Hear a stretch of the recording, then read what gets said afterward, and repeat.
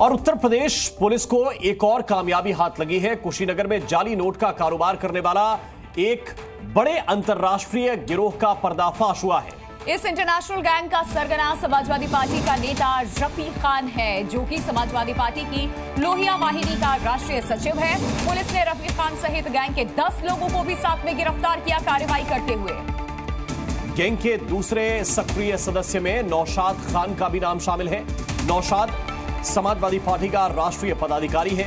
इस गैंग का नेपाल, उत्तर प्रदेश, बिहार के सीमावर्ती इलाकों में जाली नोट का नेटवर्क फैला हुआ था। पुलिस ने इस गैंग से 5.62 लाख के जाली नोट बरामद किए हैं और साथ में 10 देसी पिस्टल, 4 सुतली बम और कारतूस भी बरामद किया है। पुलिस ने जब ये कार्रवाई की है, समाजवादी पार्टी नेता निकला गैंग का सरगना। जाली नोट गैंग का यह बड़ा खुलासा हुआ है और इसके तार किसी एक स्टेट में नहीं बल्कि 3 राज्यों तक, 3 स्टेट में फैले हुए हैं, जिसमें उत्तर प्रदेश, बिहार तक इसके तार फैले हुए हैं। तो ये बड़ा रैकेट था और ये बड़ा रैकेट किस तरह से काम कर रहा था ये भी हम आपको विस्तार से बताएंगे। लेकिन जाली नोट जो बरामद हुए वो हैं 5,62,000 के, और सिर्फ इसमें भारत के ही रुपए के नोट नहीं है। जानकारी ये है नेपाली रुपया भी जाली इनके पास से बरामद किया गया है। जाली नोट का ये इंटरनेशनल गैंग इसलिए था क्योंकि नेपाल के जाली नोट भी ये लोग बनाते थे, छापते थे और उनको सप्लाई करने का काम भी करते थे।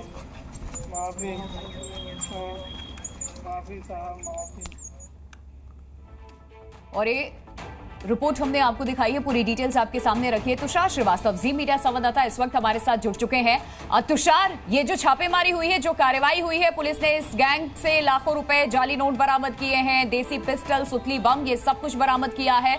समाजवादी पार्टी से सीधे इसका तार जुड़ता हुआ नजर आया। कोई ऑफिशियल स्टेटमेंट समाजवादी पार्टी की तरफ से, क्योंकि ऐसे कार्रवाई में एक ऑफिशियल स्टेटमेंट भी पार्टी जारी कर देती है कि पार्टी को इस बारे में जानकारी नहीं थी क्योंकि उनके नेता इसमें संलिप्त पाए गए। बिल्कुल, देखिए, अभी तक इस पूरे मामले में समाजवादी पार्टी की तरफ से कोई भी बयान सामने नहीं आया है, ना ही कोई ट्वीट सामने आया है। आपको बताऊं तो रफीक उर्फ बबलू और नौशाद खान, ये दोनों समाजवादी पार्टी में राष्ट्रीय स्तर के नेता हैं। जो नौशाद खान है वो भी राष्ट्रीय नेता है, और इसके अलावा जो बबलू है, रफीक खान जिसका नाम है, वो एक राष्ट्रीय सचिव है लोहिया वाहिनी का। सबसे पहले इस पूरे मामले में जो गिरफ्तारी हुई थी वो औरंगजेब की गिरफ्तारी हुई थी। जब औरंगजेब से पूछताछ हुई तो उसने रफीक खान का नाम बताया कि इस पूरे गिरोह का जो सरगना है वो लोहिया वाहिनी का राष्ट्रीय सचिव रफीक खान है। रफीक खान नेपाल, बिहार और उत्तर प्रदेश में जो भारत की मुद्रा है उसको और नेपाल की मुद्रा को तस्करी करता था। यहाँ के जाली नोट को नेपाल लेके जाता था और नेपाल के जाली नोटों को लेकर यूपी में और बिहार में उसकी तस्करी करता था, उसकी सप्लाई करता था। पुलिस ने जब इन दोनों आरोपियों को गिरफ्तार किया तो पूरे गैंग का खुलासा हुआ। इस पूरे मामले में पूरे गैंग के 10 लोग गिरफ्तार हुए हैं और इनके पास से अवैध हथियारों का जखीरा भी बरामद हुआ है। बताया ये जा रहा है कि जो अवैध हथियार थे उसकी भी सप्लाई ये लोग नेपाल में, बिहार में किया करते थे। उत्तर प्रदेश के भी कुछ जिलों में ये लोग अवैध हथियारों की सप्लाई करते थे। यानी कि जो पूरा इनका कारोबार था वो अवैध हथियारों का था और जाली नोटों का था। ये महाराजगंज में भी इन लोग की सप्लाई चलती थी। इसके अलावा ये लोग नेपाल में भी तस्करी करते थे। कुशीनगर पुलिस ने इस पूरे मामले में 10 लोगों को गिरफ्तार किया है। औरंगजेब इसका मुख्य साथी है। तुषार, देखिए, हम तस्वीरें दिखा रहे हैं। हम अगर कोशिश करेंगे कि ये तस्वीर थोड़ा सा आपको फुल दिखा सके, कैसे ये जो आरोपी हैं ये सभी के सभी व्हील चेयर पर हैं। इनकी खातिरदारी भी ढंग से हुई है क्या? क्योंकि एक आरोपी नहीं है जो व्हील चेयर पर है इस वक्त। तो ये जरा देखिए, हाथ को जोड़े हुए हैं और व्हील चेयर पर ये आरोपी चल रहे हैं। ये जहां बैठे हुए हैं, जहां पुलिस इनके बारे में प्रेस कॉन्फ्रेंस कर रही, वहां भी इनको बैठाना पड़ा कुर्सी के ऊपर, व्हील चेयर के ऊपर, क्योंकि खड़े होने के लायक नहीं है। कैसे ये रैकेट बस्ट किया पुलिस ने और फिर इनकी ठीक ठाक खातिरदारी भी की लगता है। निश्चित तौर पे देखिए, पुलिस को थोड़ा सख्ती करनी पड़ी है क्योंकि ये लोग जो थे ये पूछताछ में अपने आरोपों के बारे में और अपने साथियों के बारे में बता नहीं रहे थे।